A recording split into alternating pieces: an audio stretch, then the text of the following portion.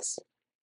We started to distribute the first binomial, then is x times x plus 3 and plus 2 times x plus 3.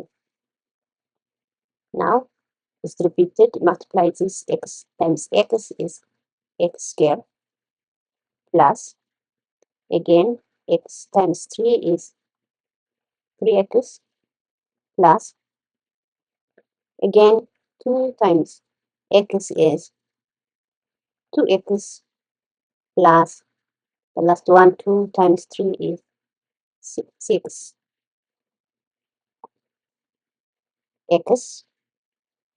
and this one is like terms, 3x plus 2x is 5x, and plus this one is 6.